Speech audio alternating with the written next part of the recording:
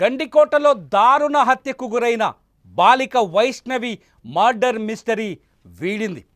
కానీ ఆ హత్య చేసింది ఎవరు మాత్రమే తెలియాల్సి ఉంది. హంతకుడిని పోలీసులు ఆల్రెడీ గుర్తించారు. పోలీసులు అతనికి సంబంధించిన టెక్నికల్ ఎవిడెన్స్ని రికవర్ చేస్తున్నారు. హత్య చేయడానికి గల కారణాలు ఏంటి అనేవి ఆరా తీస్తున్నారు. ఖచ్చితంగా సాయంత్రం లోపు హంతకుడిని మీడియా ముందు కూర్చోబెడతామని పోలీసులు చెప్తున్నారు. నిజానికి గండికోటకి వైష్ణవి ఎందుకు వెళ్ళింది అనేది ఒక్కసారిగా సీక్వెన్స్ చూస్తే 14వ తేదీ ఉదయం తన స్నేహితులతో కలిసి గండికోట ఏరియాని చూసేందుకు వెళ్తున్నామని చెప్పింది తల్లిదండ్రులకి. 14వ తేదీ ఉదయం 8 గంటల్లోపే ఇంట్లోంచి బయటికి వెళ్ళింది వైష్ణవి కుటుంబం పొద్దుటూరులో ఉంటుంది. వాస్తవానికి వీళ్ళ సొంతూరు ఎర్రగుంట్ల దగ్గర ఒక చిన్న పల్లె. ఆ పల్లె నుంచి వైష్ణవి ఫ్యామిలీ మొత్తం ప్రొద్దుటూరుకి షిఫ్ట్ అయింది. ప్రొద్దుటూరు నుంచి ఆమె ఒక కాలేజ్లో చదివేది. ఆ కాలేజ్కి నుంచి ఫ్రెండ్స్ అంతా కలిసి, అంటే ఇంటర్ చదువుతోంది వైష్ణవి. ఇంటర్లో ఉన్న ఫ్రెండ్స్ అంతా కలిసి గండికోటకు వెళ్తున్నాం, గండికోటలో సైట్ సీయింగ్కి వెళ్తున్నామని తల్లిదండ్రులతో చెప్తే గండికోటకు పంపించారు. కానీ వైష్ణవి ఫ్రెండ్స్తో వెళ్ళలేదు గండికోటకి. వైష్ణవి తన ప్రియుడు ఎవరైతే ఎర్రగుంట్లలోని తమ సొంత ఊర్లో ఉండే లోకేష్ అనే ప్రియుడి బండి పైన వెళ్ళింది. గండికోటకు వెళ్ళే ముందే మీరు స్క్రీన్లో చూడొచ్చు లోకేష్తో వైష్ణవి ఉన్న సీసీటీవీ ఫుటేజ్. ఇతనే లోకేష్. ఈ లోకేష్ వైష్ణవిని లోకేషే చంపాడని మొదట అంతా అనుకున్నారు. కానీ ఇప్పుడు పోలీసుల విచారణలో సీన్ అంతా రివర్స్ అయింది. కథ మొత్తం మలుపు తిరిగింది. అది ఊహించని మలుపుగా మారుతోంది. ఎవ్వరూ అంచనా వేయని మలుపుగా మారుతోంది. వైష్ణవిని చంపింది ఎవరో ఖచ్చితంగా పోలీసులకు తెలుసు. అతని ఫోటోలు, అతని సీసీటీవీ ఫుటేజ్, అతను హత్య చేస్తున్న సందర్భానికి సంబంధించిన విజువల్స్ అన్నీ పోలీసుల దగ్గర ఉన్నాయి.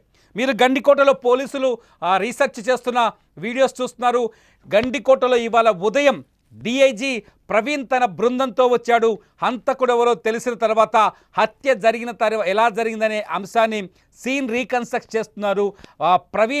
డిఐజీ ప్రవీణ్ హత్య జరగడానికి గల కారణాలన్నింటినీ అక్కడున్న పోలీసులు ఆయనకు వివరిస్తున్న సీన్ చూస్తున్నారు మీరు.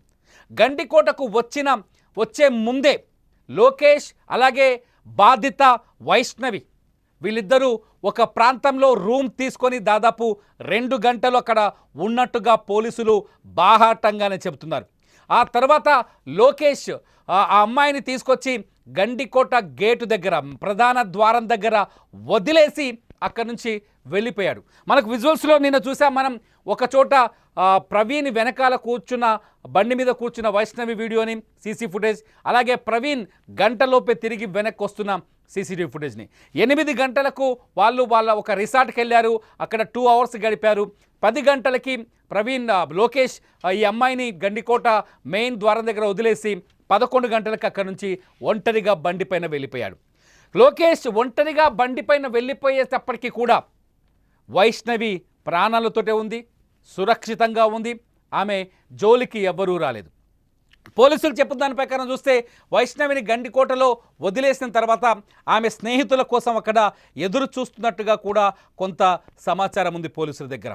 కానీ ఈలోపే గండికోటలో ఉన్న రంగనాయక స్వామి టెంపుల్ పరిసరాల్లో వైష్ణవి తిరుగుతున్న విషయాన్ని గమనించిన హంతకుడు రంగనాయక స్వామి టెంపుల్ ఏరియాలో ఉన్న వైష్ణవిని వెతుక్కుంటూ వచ్చాడు. అత్యంత దారుణంగా ఆ టెంపుల్ వెనక భాగంలోకి తీసుకెళ్ళి ఆమెను కేవలం హత్య చేసి వెళ్ళిపోయాడు. మొదట అందరూ అనుకున్నారు వైష్ణవి పైన అత్యాచారం జరిగిందని. వైష్ణవి తల్లి కూడా అందరితో సుమన్ టీవీతో మాట్లాడుతున్న కూతురు పైన గ్యాంగ్ రేప్ జరిగింది, లోకేష్తో పాటు అతని ఫ్రెండ్స్ వచ్చారని చెప్పేసి ఆమె ఆరోపణ చేశారు. కానీ ఇదంతా అబద్ధమని తేలిపోయింది. వైష్ణవిని చంపింది ఎవరు అనేది పోలీసుల దగ్గర ఉంది. కానీ చంపిన వ్యక్తి ఆ అమ్మాయి పైన ఎటువంటి అఘాయిత్యానికి పాల్పడలేదు. వైష్ణవి పైన లైంగిక దాడి ఎక్కడ జరగలేదు. కానీ ఆ మర్డర్ని లైంగిక దాడి జరిగిన తర్వాత రేప్ అండ్ మర్డర్గా క్రియేట్ చేసే ప్రయత్నం చేసినట్టుగా పోలీసులు అనుమానించారు. ఆ మర్డర్ వెనుక అఘాయిత్యం జరిగిన తర్వాత అమ్మాయిని హత్య చేశారని నిరూపించే ఒక కుట్ర కూడా జరిగింది. ఆ కుట్రలో భాగంగానే ఆ అమ్మాయిని చంపేశారని పోలీసులు విశ్వసిస్తున్నారు. అయితే ఆ నిందితుల వివరాలు ఇవాళ ఉదయం, అంటే ఇవాళ 16వ తేదీ జూలై 16వ తేదీ ఉదయం పూర్తి స్థాయిలో ఆ డీటెయిల్స్ని టెక్నికల్ ఎవిడెన్స్ని కలెక్ట్ చేసినట్టుగా డిఐజీ ప్రవీణ్ చెప్పారు. డిఐజీ ప్రవీణ్ గండికోటలోనే మీడియాతో మాట్లాడారు. ఒకసారి డిఐజీ ప్రవీణ్ మాటల్లో ఉన్న వాస్తవాలేంటో ఒకసారి మీరు చూడండి. ఆ యువతిని పీరియడ్ వచ్చి సుమారు 8 గంటల సమీపంలో గండికోటకి వాహనం మీద తీసుకొచ్చారు.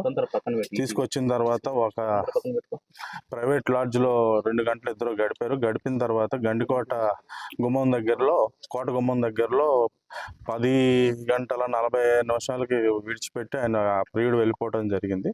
తర్వాత 11 గంటల సమీపంలో ఈ రంగనాయక స్వామి మందిరంలో ఆమె బ్యాగ్ వేసుకుని నడుచుకుంటూ ఉంటాం అనేది మనకి తెలిసింది. తర్వాత ఏం జరిగింది అనేది తెలియదు. నిన్న పొద్దుట ఆమె శవం మనకి ఇక్కడ ఈ రంగనాథ స్వామి ఆలయం వెనక భాగంలో ఆమె శవం పడి ఉండటం, ఆమె ఏమంటారు టాప్ పైన వేసుకున్న వస్త్రాలు ఒలిచి వేసి ఉండటం అన్నీ చూసాం. చాలా దిగ్భ్రాంతి కలిగించింది. దీని మీద మనం అన్ని కోణాల్లోనూ ప్రస్తుతం అన్ని కోణాల్లోనూ దర్యాప్తు చేస్తున్నాం. దీనికి సంబంధించి మనకి కీలకమైన క్లూలు ఈరోజు ఉదయం మనకు లభించడం జరిగింది. ఇంతవరకు మనం అంటే ప్రామాణికంగా మనం చెప్పగలిగింది ఏంటంటే ఆమె హత్య చేయట్లో ఆమె యొక్క ప్రియుడి పాత్ర అనేది ఏమాత్రం లేదు. అది మనం రూల్ అవుట్ చేసాం. ఎవరు చేశారనే దాని మీద అయితే మనం ఖచ్చితమైన క్లూస్ అయితే మనకి ఈరోజు ఉదయం లభించడం జరిగింది. ఉదయం కూడా కాదు, మేము ఇక్కడికి వచ్చే సమయంలోనే మాకు లభించాయి. అదేమిటనేది నాకు ఒక ప్రగాఢ ఆత్మవిశ్వాసం ఏంటంటే మనకున్న క్లూస్ దృష్ట్యా మనకి ఈరోజు ఎట్టి పరిస్థితుల్లో ఈరోజు ఈ యొక్క కేసు ఏదైతే ఉందో పూర్తిగా మనం ఛేదించే అవకాశం ఉంది. ఆమె పైన ఎటువంటి లైంగిక దాడి అయితే జరగలేదు. ఆయన వాళ్ళ పెద్దనాన్న కొడుకు అయితే రావడం జరిగింది. వచ్చి వెంటనే 20 నిమిషాల్లో వెళ్ళిపోయాడు. సో మనకు ప్రస్తుతానికి ఏమిటనేది పూర్తి తెలీదు. మనకైతే కొన్ని సర్టన్ క్లూస్ అయితే దొరికాయి. అది మీకు సాయంత్రం 9 లోపు మీకు ఎస్పీ గారు ఖచ్చితంగా మీకు ఛేదిస్తారు. ఇది ప్రవీణ్, డిఐజీ ప్రవీణ్ చెప్పిన మాటలు. ఆయన పెదనాన్న కొడుకు అంటే వైష్ణవి పెదనాన్న కొడుకు సురేంద్ర పేరు కొంత ప్రచారం జరుగుతుంది.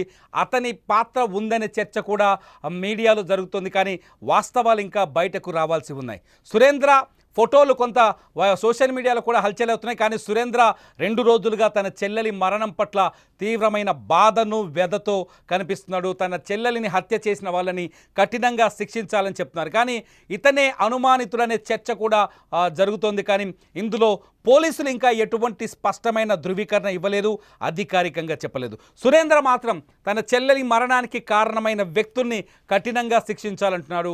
సురేంద్ర తన చెల్లెలి కోసం బాధపడుతున్నారు. అయితే గండికోటకి వైష్ణవి అట్లాగే లోకేష్ వచ్చిన తర్వాత 20 నిమిషాల పాటు సురేంద్ర గండికోటకి ఎందుకు వచ్చాడు, అక్కడ ఏం చేశాడు, ఏం చూసి వెళ్ళాడనేది మాత్రం ఇక్కడ $1 మిలియన్ ప్రశ్నగా మిగిలిపోతుంది. పోలీసులు మాత్రం చెప్తున్నారు తమ దగ్గర టెక్నికల్ ఎవిడెన్స్ ఉంది, తమ దగ్గర పూర్తి ఆధారాలు ఉన్నాయి, ఆధారాలని తీసుకున్న తర్వాతే హంతకుడిని గుర్తించాం, ఇవాళే దొరికాయి హంతకుడికి సంబంధించిన పూర్తి వివరాలను చెప్తున్నారు. ఈరోజు సాయంకాలం లోపు హంతకుడిని అరెస్ట్ చేస్తామని చెప్తున్నారు. మొత్తానికి గండికోట అనేది ఆంధ్రప్రదేశ్లో అత్యంత ప్రాధాన్యత కలిగిన ఒక పర్యాటక ప్రాంతం. గండికోటని పర్యాటక కేంద్రంగా అభివృద్ధి చేయడానికి ఆంధ్రప్రదేశ్ ప్రభుత్వం తీవ్రంగా ప్రయత్నిస్తోంది. అటువంటి చోట ఇటువంటి దారుణం జరగడం అనేది మొత్తం కీర్తి ప్రతిష్టలకు, గండికోట కీర్తి ప్రతిష్టలకే మాయని మచ్చగా మారుతుంది. గండికోటలో ఇటువంటి సంఘటనని ఎవరు ఎక్స్పెక్ట్ చేయరు. కాబట్టి పోలీసులు చాలా సీరియస్గా తీసుకున్నారు ఈ కేసుని. వైష్ణవి హత్య కేసుని చాలా వీలైనంత తొందరగా ఛేదించే పనిలో పడ్డారు. మొత్తానికి ఒకసారి వైష్ణవి కథలోకి వెళ్తే, వైష్ణవి ఇంటర్ చదువుతోంది.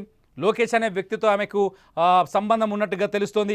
లోకేష్ని తప్పించుకోవడానికి ఆమె కుటుంబం వైష్ణవితో పాటు మొత్తం ఫ్యామిలీ పొద్దుటూరుకి షిఫ్ట్ అయింది. పొద్దుటూరుకి షిఫ్ట్ అయిన తర్వాత కూడా లోకేష్ వైష్ణవిని తరచూ కలుస్తూ ఉండేవాడు. గండికోటకు వచ్చే ముందు కూడా లోకేష్ వైష్ణవిని కలిశాడు. వైష్ణవితో ప్రైవేట్గా ఒక ప్లేస్లో 2 అవర్స్ ఉన్నాడు. ఆ తర్వాత వైష్ణవిని తీసుకొచ్చి గండికోట మెయిన్ గేట్ దగ్గర వదిలేసి అక్కడి నుంచి వెళ్ళిపోయాడు. అంటే లోకేష్ వైష్ణవితో ఉన్నంతసేపు ఆమె సేఫ్గానే ఉంది, ఆమె పైన ఎటువంటి దాడి జరగలేదు, ఆమె ప్రాణాలతోనే ఉందని పోలీసులు నిర్ధారణ చేసుకున్న తర్వాతే ఇదంతా రూల్డ్ అవుట్ అని చెప్తున్నారు పోలీసులు. లోకేష్ పాత్ర, వైష్ణవి ప్రియుడు లోకేష్ పాత్ర లేదని చాలా స్పష్టంగా ధృవీకరిస్తున్నారు పోలీసులు. మొత్తంగా మరి హంతకుడు ఎవరు అనుకుంటున్నారు? మీరెవరు అనుకుంటున్నారు హంతకుడు? నిజానికి వాళ్ళ అన్న పేరు తెరపైకి వస్తుంది, కానీ పోలీసులు ఇప్పుడు ఇంకా అధికారికంగా ప్రకటించలేదు, చెప్పలేదు. అందులో మనకు ఎటువంటి ఆధారాలు కూడా కనిపించట్లేదు. సో ఇది కేవలం ఇప్పటికైతే ప్రచారం మాత్రమే. మరి అసలు హంతకుడు ఎవరై ఉంటారు? ఆ అమ్మాయి పైన అఘాయిత్యం చేయకుండా హత్య చేసి వెళ్లాల్సిన అవసరం వాళ్ళకేమొచ్చుంటుంది? మీరు ఈ వీడియో కింద కామెంట్ చేయండి. చూస్తూనే ఉండండి వైష్ణవి హత్యకు సంబంధించిన live updates Suman TV digital లైవ్లో.